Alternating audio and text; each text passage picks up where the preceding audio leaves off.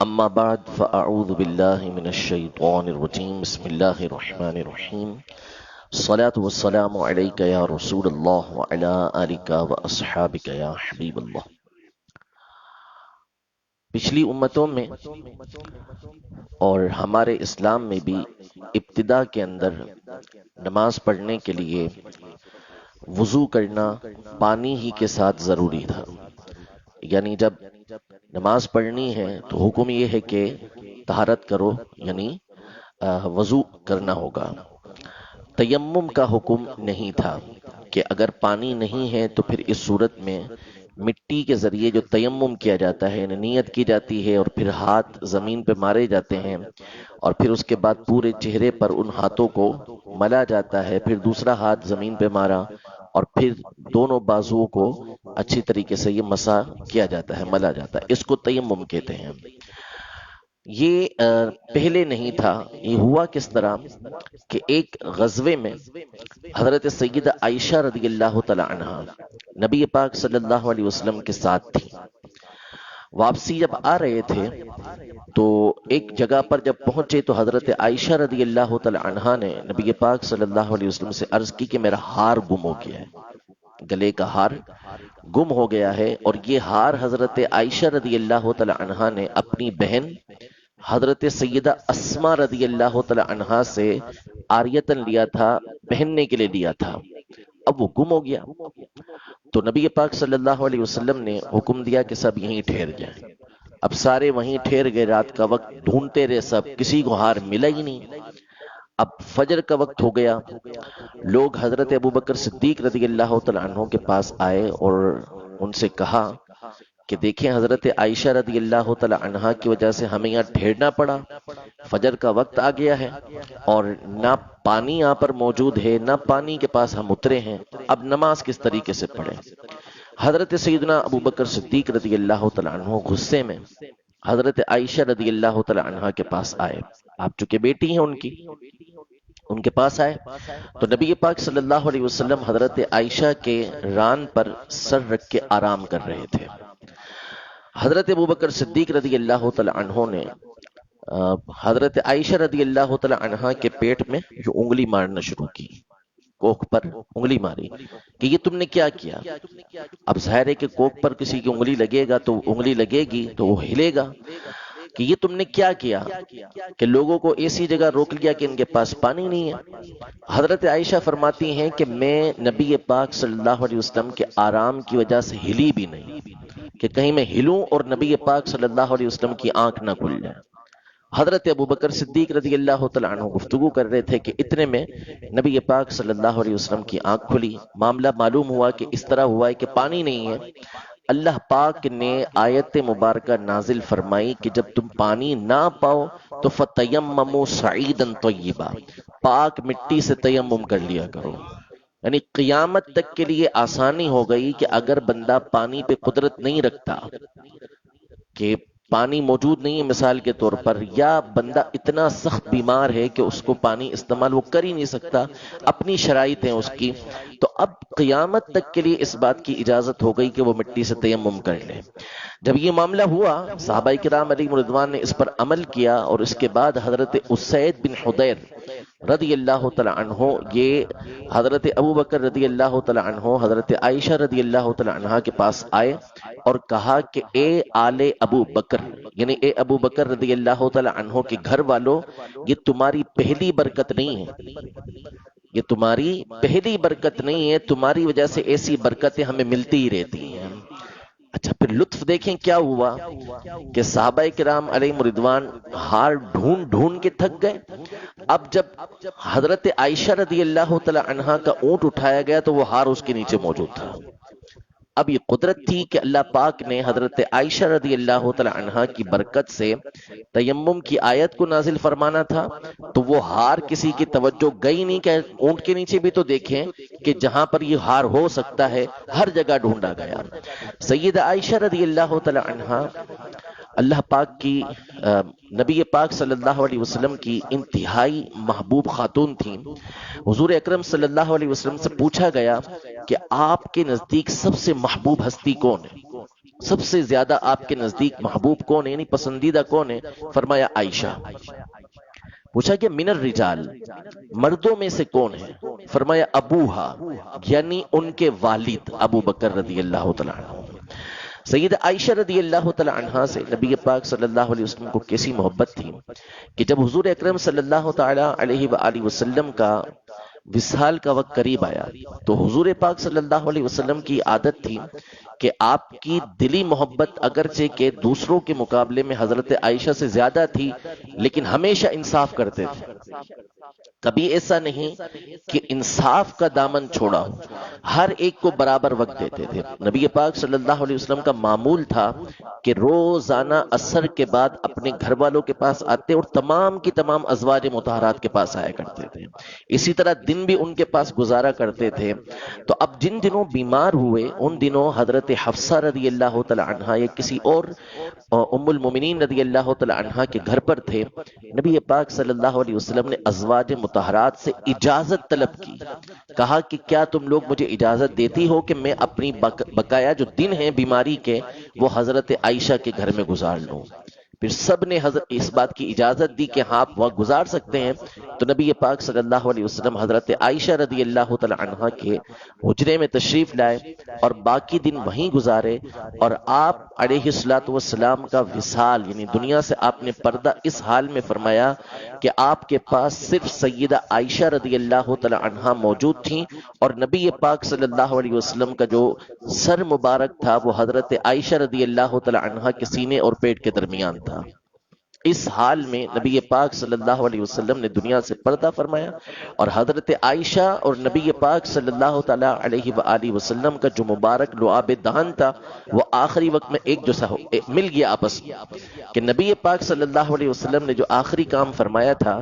کہ حضرت عائشہ رضی اللہ تعالی عنہا کے بھائی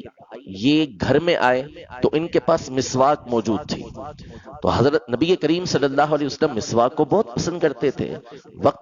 وقتاً فوقتاً مسواک کرتے رہتے تھے۔ تو حضرت عائشہ نے دیکھا کہ نبی پاک صلی اللہ علیہ وسلم بڑے غور سے اس مسواک کو دیکھ رہے ہیں، تو عرض کی کہ میں ان سے مسواک لوں؟ تو حضور علیہ السلام نے ارشاد فرمایا ہاں۔ مسواک لی تو وہ سخت تھی، حضرت عائشہ رضی اللہ تعالی عنہا نے وہ مسواک اپنے دانتوں سے چبا کر نرم کی، اور اسی مسواک کو نبی پاک صلی اللہ علیہ وسلم نے استعمال فرمایا۔ اور یہ یاد رہے کہ حضرت عائشہ رضی اللہ تعالی عنہا ان کا حجرہ مبارکہ وہ ہے کہ جہاں نبی پاک صلی اللہ علیہ وسلم نے دنیا سے پردہ فرمایا، اور حضرت ابو بکر رضی اللہ تعالی عنہ کی حدیث مبارکہ ہے کہ آپ نے فرمایا کہ میں نے حضور اکرم صلی اللہ علیہ وسلم کو فرماتے ہوئے سنا ہے کہ نبی جس مقام پر بھی انتقال کرتے ہیں وہ ان کے نزدیک محبوب ہوتا ہے کہ اسی جگہ پر ان کو دفنایا جائے۔ جب حضور پاک صلی اللہ علیہ وسلم کے بارے میں اختلاف ہوا وصال کے بعد، انتقال فرمانے کے بعد، کہ کہاں دفنایا جائے، مختلف آراء آ رہی تھی کہ فلاں جگہ فلاں جگہ فلاں جگہ دفنایا جائے، حضرت ابو بکر رضی اللہ تعالی عنہ نے یہ حدیث پاک بیان کی جسے دوسرے صحابہ نے بھی سنا ہوا تھا کہ نبی علیہ الصلوۃ والسلام وہیں دفنائے جاتے ہیں جہاں پر ان کا وصال ہوتا ہے، انتقال ہوتا ہے۔ تو نبی پاک صلی اللہ علیہ وسلم کو حضرت عائشہ رضی اللہ تعالی عنہا کے حجرے میں دفنایا گیا، اور حضرت عائشہ رضی اللہ تعالی عنہا جس کو چاہتی تھیں اجازت دیتی تھیں کہ وہ نبی پاک صلی اللہ علیہ وسلم کی قبر انور کی زیارت کرے، کیونکہ آپ کی اجازت کے بغیر تو کوئی بھی اندر آ نہیں سکتا تھا، حجرہ آپ کا تھا۔ پھر جب ابو بکر صدیق رضی اللہ تعالی عنہ کا انتقال ہوا تو ان کی قبر جو ہے وہ نبی پاک صلی اللہ تعالی علیہ وسلم کے پہلو کے اندر بنائی گئی۔ حضرت عائشہ فرماتی ہیں نبی پاک صلی اللہ علیہ وسلم اندر دفن تھے، حضرت ابو بکر رضی اللہ تعالی عنہ اندر دفن تھے، تو میں آرام سے اندر چلی جاتی تھی، بلا جھجک چلی جاتی تھی کہ ایک میرے شوہر ہیں اور دوسرے میرے والد ہیں، تو پردے کی کوئی ضرورت نہیں ہے۔ پھر اس کے بعد جب حضرت عمر رضی اللہ تعالی عنہ پر قاتلانہ حملہ ہوا تو حضرت عمر رضی اللہ تعالی عنہ نے پیغام بھیجا کہ اگر آپ مجھے اجازت دیں تو میں چاہتا ہوں کہ میں اپنے دونوں ساتھیوں کے پاس دفنایا جاؤں۔ تو حضرت عائشہ رضی اللہ تعالی عنہا نے فرمایا کہ یہ جگہ میں نے اپنے لیے رکھی تھی، ایک ہی جگہ باقی تھی، میں نے اپنے لیے رکھی تھی، لیکن میں آپ کو ترجیح دیتی تھی کہ ٹھیک ہے کہ آپ کو یہاں دفنایا جائے۔ حضرت عمر رضی اللہ تعالی عنہ نے اپنے صحابزادے اور مسلمانوں سے فرمایا کہ جب انتقال ہو جائے تو دوبارہ حضرت عائشہ سے اجازت مانگنا، اس لیے کہ کہیں کوئی یہ نہ سمجھے کہ میرے خلیفہ ہونے کی وجہ سے انہوں نے ڈر کر اجازت دے دی، انتقال ہو جائے تو اس کے بعد دوبارہ جا کے اجازت دینا، اگر وہ خوشی سے اجازت دیں تو وہاں دفنا دینا، ورنہ پھر مجھے بقی کے اندر دفنا دینا، جنت البقی میں دفنا دینا۔ لیکن جب انتقال کے بعد لے کر گئے تو حضرت عائشہ نے خوشی سے اجازت دی۔ پھر اس کے بعد جب حضرت عمر رضی اللہ تعالی عنہ کو اندر دفن کیا گیا تو حضرت عائشہ فرماتی ہیں کہ میں پورا پردہ کر کے پھر اندر جایا کرتی تھی، یعنی ان کا عقیدہ اور نظریہ یہ تھا کہ نبی پاک صلی اللہ علیہ وسلم اور جو بھی اندر دفن ہیں ان کو اللہ نے یہ قدرت دی ہے کہ وہ باہر والے کو دیکھ سکتے ہیں۔ تو حضرت عائشہ رضی اللہ تعالی عنہا اس طرح اندر جایا کرتی تھیں۔ اللہ پاک نے آپ کو جو علم عطا فرمایا تھا، ایک روایت کے اندر موجود ہے کہ اگر تمام کی تمام خواتین کا علم ایک جگہ جمع کر لیا جائے تو ان تمام سے بڑھ کر حضرت عائشہ رضی اللہ تعالی عنہا کا علم ہے۔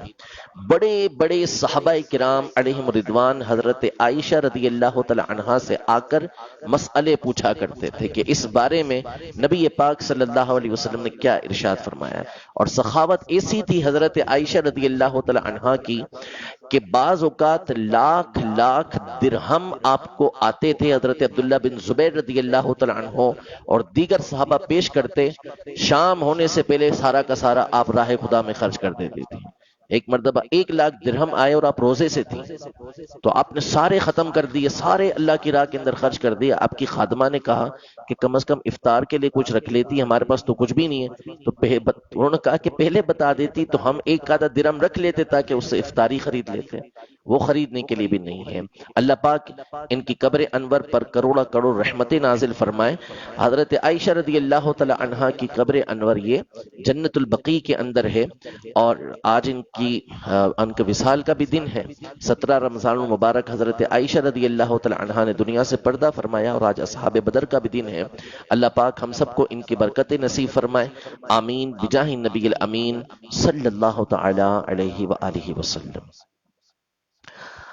اعوذ باللہ السمیع العلیم من الشیطان الرجیم، اعوذ باللہ السمیع العلیم من الشیطان الرجیم،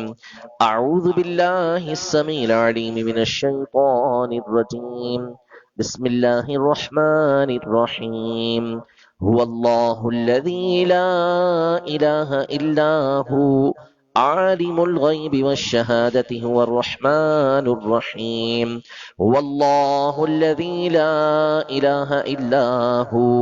الملك القدوس السلام المؤمن المهيمن العزيز الجبار المتكبر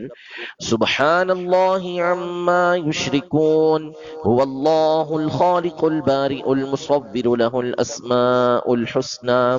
يسبح له ما في السماوات والأرض وهو العزيز الحكيم۔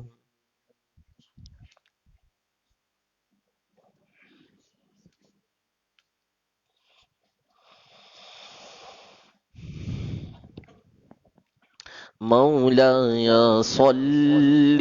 وسلم دائما ابدا على حبيبك خير الخلق كلهم محمد سيد الكونين والثقلين والفريقين من عرب ومن عجم، مولاي صل وسلم دائما ابدا على حبيبك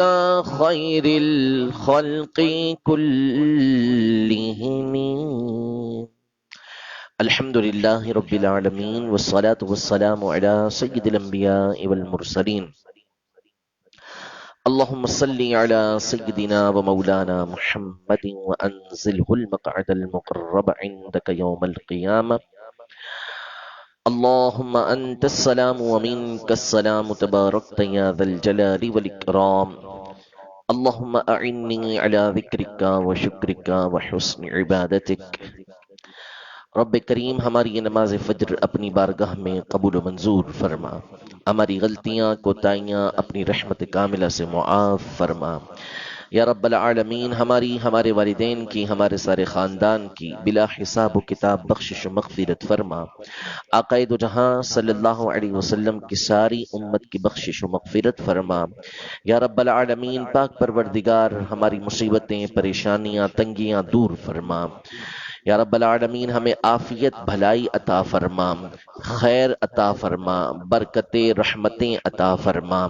یا رب العالمین جو بیمار ہیں ان کو شفاء کاملہ و عاجلہ عطا فرما، بالخصوص جو کورونا کے مرض کے اندر مبتلا ہیں ان کو شفا عطا فرما۔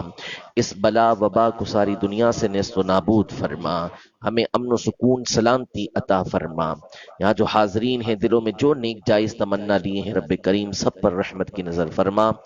ان اللہ و ملائکتہ یصلون علی النبی یا ایہا الذین آمنوا صلوا علیہ وسلموا تسلیما۔ صلی اللہ علی النبی الأمی وآلہ صلی اللہ علیہ وسلم، صلاة و سلاما علیک یا سیدی یا رسول اللہ۔ سبحان ربک رب العزت عما یصفون وسلام علی المرسلین والحمد للہ رب العالمین۔ لا الہ الا اللہ محمد رسول اللہ۔